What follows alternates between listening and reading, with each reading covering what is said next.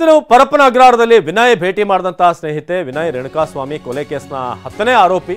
ವಿನಯ್ ನಮ್ಮ family friend, ಹಾಗಾಗಿ ಭೇಟಿ ಮಾಡಿದೆ ಅಂತ ಅವರ ಸ್ನೇಹಿತೆ ಒಬ್ರು ಹೇಳಿದ. ಈಗ ದರ್ಶನ್ ಅವ್ರನ್ನ ಭೇಟಿ ಆಗೋದು ಮಾತ್ರ ಅಲ್ಲ, ಉಳಿದಂಥವ್ರನ್ನು ಕೂಡ ನೋಡೋಕೆ ಜನ ಬರ್ತಿದಾರಲ್ಲಿ, ಅವರ ಸ್ನೇಹಿತರು, ಫ್ಯಾಮಿಲಿಯವರು. ವಿನಯ್ ಈ ಸ್ಟೋನಿ ಬ್ರೂಕ್ಸ್ನ ಓನರ್. ವಿನಯ್ ಭೇಟಿ ಮಾಡೋದಕ್ಕೆ ಅವರ ಸ್ನೇಹಿತೆ ಬಂದಿದ್ದಾರೆ. ನಮ್ಮ ಸ್ನೇಹಿತರವರು ಅದಕ್ಕೆ ಭೇಟಿ ಮಾಡಿ ಆರೋಗ್ಯ ವಿಚಾರಿಸಿದೆ ಅಂತ ಸ್ನೇಹಿತೆ ಹೇಳಿದ್ದಾರೆ. ಜೊತೆಗೆ ಜೈಲಿನಲ್ಲಿ ಇವರಿಗೆ ಯಾವುದೇ ವಿಶೇಷ ಸೌಲಭ್ಯ ನೀಡಿಲ್ಲ ಅಂತ TV9ಗೆ ಆರೋಪಿ ವಿನಯ್ ಅವರ ಸ್ನೇಹಿತೆ ಶ್ವೇತಾ ಹೇಳಿಕೆಯನ್ನ ಕೊಟ್ಟಿದ್ದಾರೆ. ಏನೂ ಮಾತಾಡಿಲ್ಲ. ನಾವು ನಮ್ಮ ಅಣ್ಣ ವಿನಯ್ ಅಣ್ಣ ಅವ್ರನ್ನ ನೋಡೋಕೆ ಹೋಗಿದ್ವಿ ಅಷ್ಟೇ. ಅವ್ರು ನಮಗೆ ಫ್ಯಾಮಿಲಿ ಫ್ರೆಂಡ್, ಹಂಗಾಗಿ ನೋಡೋಕೆ ಹೋಗಿದ್ವಿ ಅಷ್ಟೇ. ಎಲ್ಲಿ ನಾರ್ಮಲ್ ಹೆಂಗಿರ್ತಾರೆ ಬೇರೆ ಆರೋಪಿಗಳು ಹಾಗೆ ಅವರು ಇದ್ದಾರೆ ಅಷ್ಟೇ. ಅದರಲ್ಲಿ ಏನೂ ಡಿಫ್ರೆನ್ಸ್ ಇಲ್ಲ ಸರ್. ಆ ಥರ ಎಲ್ಲ ಏನೂ ಇಲ್ಲ. ಅದು ತುಂಬ ರಾಂಗ್ ಇನ್ಫಾರ್ಮೇಷನ್. ನಾರ್ಮಲ್ ಬೇರೆ ಆರೋಪಿಗಳು ಹೆಂಗಿರ್ತಾರೆ ಅವರು ಹಂಗೆ ಇದ್ದಾರೆ ಅಷ್ಟೇ. ಅದರಲ್ಲಿ ಏನಿಲ್ಲ. ಇಲ್ಲ, ಅವ್ರ ಆರೋಗ್ಯದ ಬಗ್ಗೆ ಕೇಳಿದ್ವಿ, ನಾರ್ಮಲ್ ಕ್ಯಾಶುವಲ್ ಟಾಕ್ ಅಷ್ಟೇ ಸರ್. ಏನೂ ಮಾತಾಡಿಲ್ಲ. ನಾವು ನಮ್ಮ ಅಣ್ಣ ವಿನಯ್ ಅಣ್ಣ ಅವ್ರನ್ನ ನೋಡೋಕೆ ಹೋಗಿ. ಶಿವಪ್ರಸಾದ್ ಈ ಬಗ್ಗೆ ಹೆಚ್ಚಿನ ಮಾಹಿತಿಯನ್ನು ನೀಡ್ತಾರೆ. ಶಿವಪ್ರಸಾದ್, ಇದೀಗ ಈ ವಿಚಾರಣಾಧೀನ ಕೈದಿಗಳನ್ನ ಭೇಟಿ ಮಾಡೋಕೆ ಇರುವಂಥ ರೂಲ್ಸ್ ಏನು ಹೇಳುತ್ತೆ? ಎಷ್ಟು ಸಲ ಭೇಟಿ ಆಗ್ಬೋದು ಒಂದು ವಾರದಲ್ಲಿ? ಜೊತೆಗೆ ಈ ಮಗುವಿಗೆ ಖೈದಿಯ ಬಟ್ಟೆಯನ್ನು ಹಾಕೋದು, ಇದೆಲ್ಲ ಕೂಡ ವಿಪರೀತ ಆಗ್ತಿದೆ. ಜೊತೆಗೆ ಆಯೋಗ ಕೂಡ ಈಗ ಕಂಪ್ಲೇಂಟ್ ತೆಗೆದುಕೊಳ್ಳೋಕೆ ಮುಂದಾಗ್ತಿದೆ ಅಂತ, ಕಂಪ್ಲೇಂಟ್ ಮಾಡೋಕೆ.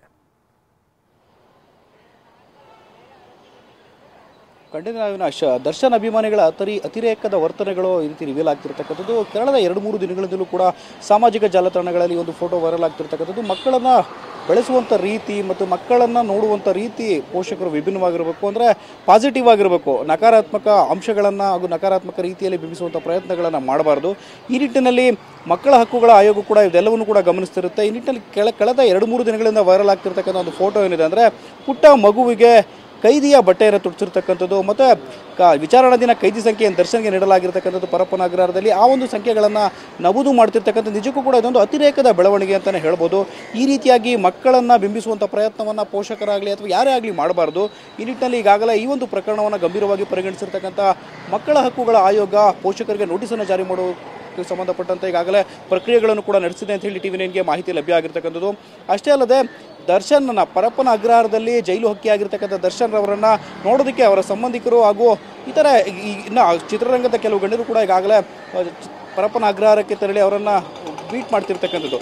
ಸಾಮಾನ್ಯವಾಗಿ ಪರಪ್ಪನ ಅಗ್ರಹಾರದ ಅಧಿಕಾರಿಗಳು ಈ ನಿಟ್ಟಿನಲ್ಲಿ ಕೆಲವೊಂದು ನಿಯಮಾವಳಿಗಳನ್ನು, ಅಂದರೆ ಕಾರಾಗೃಹ ನಿಯಮಗಳೇನಿದೆ ಆ ನಿಯಮಗಳನ್ನು ಗಾಳಿಗೆ ತೂರ್ತಿದ್ದಾರೆ. ಅದೆಲ್ಲದಕ್ಕೂ ಕೂಡ ತಿಲಾಂಜಲಿ ಇಡಲಾಗ್ತಿದೆಯಾ ಅನ್ನೋ ಅನುಮಾನಗಳು ಕೂಡ ಕಾಡ್ತಿರ್ತಕ್ಕಂಥದ್ದು. ಯಾಕಂದರೆ ಈಗಾಗಲೇ ಕಾರಾಗೃಹ ಕಾಯ್ದೆ 1894ರ ಸೆಕ್ಷನ್ 56 ಹೇಳುತ್ತೆ, ಒಬ್ಬ ಜೈಲು ಬಂದಿಯನ್ನು ವಾರದಲ್ಲಿ ಒಮ್ಮೆ ಸ್ನೇಹಿತರು ಅಥವಾ ಕುಟುಂಬಸ್ಥರು ಭೇಟಿ ಮಾಡ್ಬೋದು ಅಂತೇಳಿ.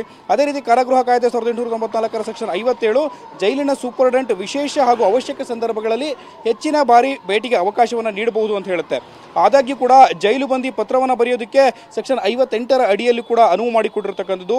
ಈ ಹಿನ್ನೆಲೆಯಲ್ಲಿ ಕಾರಾಗೃಹ ಕಾಯ್ದೆ 1894ರ ಸೆಕ್ಷನ್ 59 ಜೈಲು ಬಂದಿಗಳು ತಮ್ಮ ವಕೀಲರನ್ನು ಕೂಡ ಭೇಟಿ ಮಾಡೋದಕ್ಕೆ ಅವಕಾಶಗಳನ್ನು ಕೂಡ ಮಾಡಿಕೊಡುತ್ತೆ. ಆದಾಗ್ಯೂ ಕೂಡ ರಜಾ ದಿನಗಳಲ್ಲಿ ಯಾವುದೇ ಕಾರಣಕ್ಕೂ ಕೂಡ ಜೈಲು ಬಂದಿಗಳನ್ನು ಭೇಟಿಗೆ ಅವಕಾಶವನ್ನು ನೀಡಲಾಗಲ್ಲ. ಜೈಲು ಸೂಪರ್ಡೆಂಟ್ ವಿಶೇಷ ಸಂದರ್ಭಗಳ ಅವಕಾಶ ನೀಡಿದರೆ ಮಾತ್ರ ಅದನ್ನು ವಿಡಿಯೋ ರೆಕಾರ್ಡಿಂಗ್ ಮಾಡಬೇಕು ಅಂತಲೂ ಕೂಡ ಕಾನೂನು ಹೇಳುತ್ತೆ.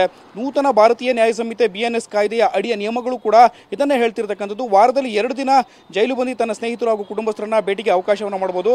ಅಷ್ಟೇ ಅಲ್ಲದೆ ವಿಡಿಯೋ ಕಾನ್ಫರೆನ್ಸ್ ಮುಖಾಂತರವೂ ಕೂಡ ಜೈಲು ಬಂದಿಗಳನ್ನು ನೋಡೋದಕ್ಕೆ ವಾರದಲ್ಲಿ 2 ಬಾರಿ ಕುಟುಂಬಸ್ಥರು ಅಥವಾ ಸ್ನೇಹಿತರು ಭೇಟಿ ಮಾಡೋದಕ್ಕೆ BNS ಕಾಯ್ದೆ ಅಡಿಯೂ ಕೂಡ ಅವಕಾಶವನ್ನು ನೀಡಿರ್ತಕ್ಕಂಥದ್ದು. ಆದರೆ ದರ್ಶನ್ ವಿಚಾರದಲ್ಲಿ ಯಾವುದೇ ನಿಯಮಗಳು ಕೂಡ ಪಾಲನೆ ಆಗ್ತಿದೆಯಾ ಅನ್ನೋ ಅನುಮಾನಗಳು ಕಾಡ್ತಿರ್ತಕ್ಕಂಥದ್ದು. ಯಾಕಂದರೆ ಜೈಲು ಸೇರಿ ಕೆಲವೇ ದಿನಗಳಲ್ಲಿ ಹಲವರನ್ನ ಭೇಟಿಗೆ ದರ್ಶನ್ಗೆ ಅವಕಾಶವನ್ನು ಮಾಡಿಕೊಟ್ಟಿರ್ತಕ್ಕಂಥದ್ದು. ಈಗಾಗಲೇ ಪತ್ನಿ ವಿಜಯಲಕ್ಷ್ಮಿ ಭೇಟಿ ಮಾಡಿದ್ದಾರೆ, ಮಗ ವಿನೀಶ್, ತಾಯಿ ಮೀನಾ ತುಗುದೀಪ್, ಸೋದರ ದಿನಕರ್, ನಟ ವಿನೋದ್ ಪ್ರಭಾಕರ್, ನಟ ಧನ್ವೀರ್, ರಕ್ಷಿತಾ ಪ್ರೇಮ್ ಭೇಟಿಗೆ ಅವಕಾಶವನ್ನು ಮಾಡಿರ್ತಕ್ಕಂಥದ್ದು. ಅಂದರೆ ಈ ರೀತಿಯಾಗಿ ಎಷ್ಟು ಜನರ ಭೇಟಿಗೆ ಅವಕಾಶವನ್ನು ಮಾಡಿಕೊಳ್ಳಲಾಗಿದೆ ಅಂದರೆ ಇತರೆ ಜೈಲು ಬಂದಿಗಳನ್ನು ನಡೆಸ್ಕೊಳ್ಳೋ ರೀತಿಯಲ್ಲೇ ದರ್ಶನ ಕೂಡ ನಡೆಸ್ಕೊಳ್ಬೇಕು. ಆದಾಗ್ಯೂ ಕೂಡ ಈ ರೀತಿಯ ಬೆಳವಣಿಗೆಗಳು ಎಲ್ಲ ಒಂದು ಕಡೆ ಪರಪ್ಪನ ಅಗ್ರಹಾರದ ಸಿಬ್ಬಂದಿಗಳು ಕಾನೂನನ್ನು ಪಾಲನೆ ಮಾಡ್ತಿದ್ದಾರಾ ಇಲ್ಲ ಅನ್ನೋದ್ರ ಬಗ್ಗೆ ಕೂಡ ಸಾಕಷ್ಟು ಸಂಶಯಗಳು ಕಾಡ್ತಿರ್ತಕ್ಕಂಥದ್ದು. ಇದ್ರ ಬಗ್ಗೆ ಹಿರಿಯ ಅಧಿಕಾರಿಗಳು ಯಾವ ರೀತಿಯಾಗಿ ಕ್ರಮವನ್ನು ಕೈಗೊಳ್ತಾರೆ ಅನ್ನೋದನ್ನು ಕಾದು ನೋಡಬೇಕಾಗಿದೆ. ಅವಿನಾಶ್, ಧನ್ಯವಾದ ಮಾಹಿತಿಗಾಗಿ ಶಿವಪ್ರಸಾದ್.